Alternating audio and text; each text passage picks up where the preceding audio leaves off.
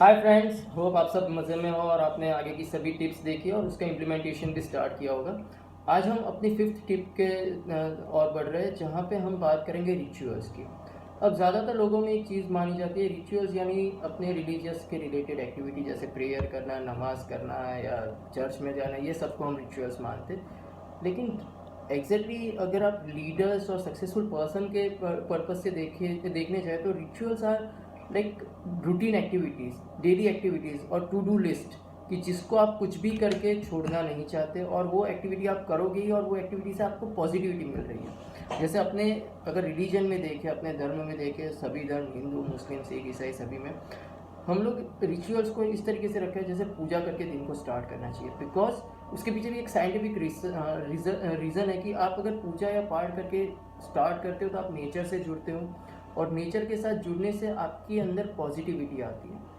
और यही वजह से सब लोग हर एक रिलीजन में, कोई भी रिलीजन उठा के देखिए आप, उसमें सबसे पहला बोला जाता है कि मॉर्निंग में उठिए, प्रेयर कीजिए, उसके बाद थोड़ा नेचर के साथ या गाय को खाना खिलाइए, पेड़ पौधे को पानी दीजिए, या कुछ भी एक चीज़ है नेचर के साथ जुड़िए।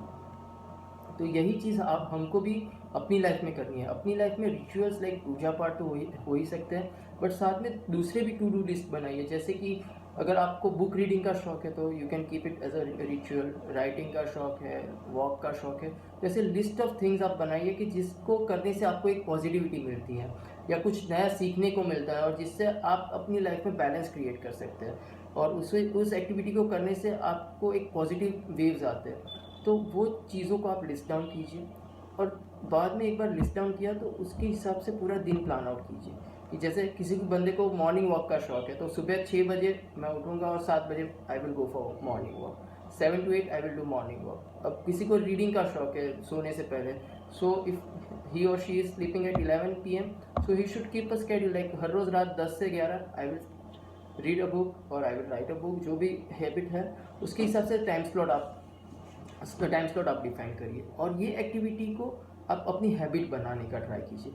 अनटिल एंड अनलेस वो आपकी हैबिट नहीं बनेगी, वो रिचुअल नहीं बनेगा और वो आपको पॉजिटिव रिजल्ट नहीं देगा। अब इस चीज़ को हैबिट यानी आप बिना भूले इस चीज़ को हर रोज़ करने वाले हो, वो सेगमेंट तक लाने के लिए आपको यही सेम चीज़ 21 दिन तक सेम टाइमिंग पे करनी है।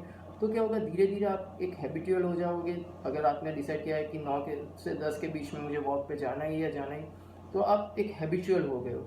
तो अगर 9 से 10 के बीच में आप वॉक पे नहीं जाओगे तो आपको कुछ मिसिंग लगेगा ही, which will encourage you to go for walk and it will increase your positivity. और आप ये चीज़ करके देखिए, डेफिनेटली आपको अभी की लाइफ और ये एक रिचुअल सेट करने के बाद की लाइफ में बहुत ही वास्ट डिफरेंस दिखेगा। और एट द सेम टाइम आपकी पॉजिटिव थिंकिंग भी बढ़ेगी और पर्सनल और प्रोफेशनल लाइफ के बीच का जो अभी इनबैलेंस है वो भी श्योरली फिलअप होगा। Thank you so much.